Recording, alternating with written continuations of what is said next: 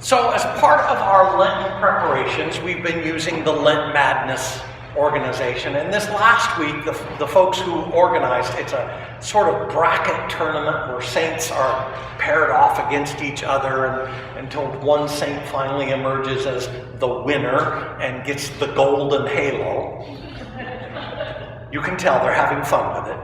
And on this last Wednesday, the two saints who were paired up against each other were St. Nicholas of Myra and Rudolph of 𝗷𝗶𝘁. And I will confess that I didn't pay any attention to that until my wife pointed out that St. Nicholas of Myra is, of course, the real-life inspiration for Santa Claus. And so Santa Claus was against Rudolph. The folks who put the bracket together are clearly having some fun with us. And last Wednesday, we talked a little bit on our Wednesday evening program about one of the saints. But it's important, I think, to remember these two saints, and they actually provide a wonderful clue for dealing with our gospel lesson today, too. So let me talk for just a moment about the real-life Santa Claus. St. Nicholas of Myra. Myra's in Turkey. St. Nicholas lived many, many years ago. I believe he died in the 400s. And he was an incredibly well-beloved bishop. He was bishop of his local Christian community, came from a wealthy family. He was generous and gave away stuff. He had a special affection for those people whom the society of his day really looked down upon, people who could be mistreated or taken advantage of easily. St. Nicholas had a special affection for them. He's come down to us as being the patron saint of children, which is why he's sort of morphed into contemporary Santa Claus. But also, he's the patron saint of seafarers and the patron saint of pawnbrokers. I'm not quite sure how pawnbrokers made that list, but he is supposed to be the great patron saint of poor people, of the oppressed, of folks who need someone to look out after them. In fact, he's an incredibly popular saint in Russia, and there's an ancient saying that goes back hundreds and hundreds and hundreds of years in Russia, where the Russian people said, you know, if God himself should ever forsake Russia, at least, thank God, we still have St. Nicholas. He was just a kind and giving man. Now, St. Rudolph of 𝗷𝗶𝘁, a fellow I had never heard of before this last go-round, and I had to look him up. He was an Italian bishop, but he came from an incredibly wealthy family. Really, really, really wealthy. And when he was 17 years old, his father died, leaving him as the man of the family. And he was so stricken with the responsibility that he began to take his Christian faith very seriously. He began to give away a large amount of his wealth. By the time he was 25, he had given almost all of this incredibly large fortune away. Even his own home he had given away to be used as a monastery. He himself became a monk. He entered the monastery. Even back in the days when beds were pretty primitive, he had the most primitive bed of all. He slept on a bare board. He didn't use a pillow. He made sure that whatever food he ate was the food that the poorest of his community could afford. No wine, no rich, sumptuous food, very plain and simple food. Gave it all away. He was so giving that at the age of 25, he was elected bishop. He lived a nice, long life. Well, I say long life. He died at a fairly early age, but he lived a nice life. He was giving, he was caring, he was well beloved. He died of this extreme privation that he inflicted upon himself. Not an example that I'm commending to any of us. but one that we could all say, well, you know, if you want to give away all your stuff. Both of those men lived lives marked by generosity, by caring, by extending themselves for others. It's, I think, the key to understanding what is most widely known as the parable of the prodigal son, which is our gospel lesson today. You probably knew the broad outlines of the story even before you heard it today. Wealthy farmer has two sons. In those days, the elder son inherits almost all of the fortune, but the younger son goes to his father long before dad's in even bad health or his declining years. The younger son goes up and says, Dad, I don't want to wait anymore. Why don't you divvy up the estate and give me my share right now? Dad, without saying a word, without a word of reproach, without a couldn't you at least wait till I'm dead kind of thing, immediately converts part of his estate to cash, gives it to the son, who takes off and does what sons do when they get a wad of cash in their pocket. He spends it all. Fast living, great food, wine, women, song, dancing. And it's not long, the money is all gone. He has to get a job.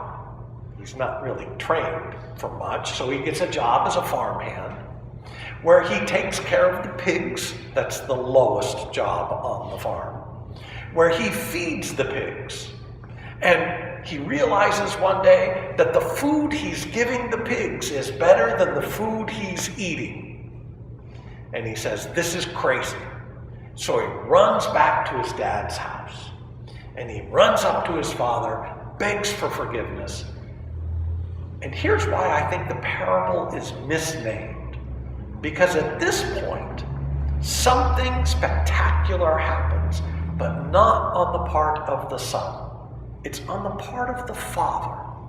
Instead of calling this parable the parable of the prodigal son, I think we ought to call this the parable of the generous and loving father. Because Dad runs to greet him. Dad gives him a new pair of shoes because his shoes are just worn out. Dad takes the ring off his hand and puts a ring on his finger. Dad covers him and kisses and hugs him and throws a party because he's so excited that he's home. Now I want to stop the parable right there. It goes on for a little bit more. But the real point of the parable is right there. Jesus is suggesting to us that the Lord God is not this terrible, judging, stern, long, white-bearded fellow in the sky waiting to see how you screw up. But rather, God is like this generous and loving Father who is eager for each of us to return, who is so excited when you come to church, we have a party. That's what church services are supposed to be like. I know, it's not much of a party. But it really is, if you stop to think about it. We're gathered with friends. We're going to have a little wine. Okay, very little wine. We're going to have a little bread. Very little bread. But it's a reminder of the great party that God is about to throw.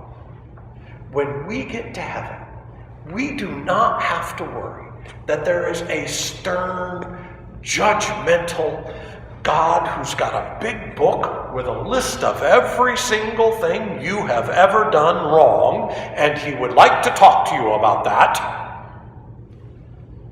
Yes, there is justice. Yes, there is an accounting that we will all be called upon to give. But that's not the first thing on the agenda. The first thing on the agenda when we get to heaven is God is going to throw his arms around us. The first thing on the agenda is that God is going to give us a new pair of shoes and a ring on our finger. And he's going to wrap his arms around us and smother us with kisses and be excited and happy that we are home. The first thing on the agenda is the joyous reunion of God and God's people. Because you see, the parable of the generous and loving Father is to remind us that God is generous and loving. To remind us that God can hardly wait to be together again. Nicholas and Rudolph knew that.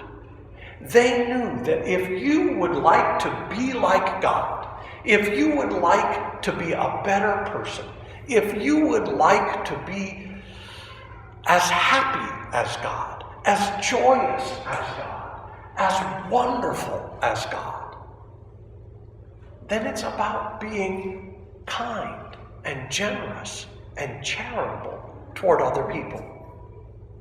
You remember that movie a few years ago, Pay It Forward? It's become a stock phrase now in our language, that we pay things forward. If someone does something wonderful for you, instead of paying them back, go do something wonderful for somebody else.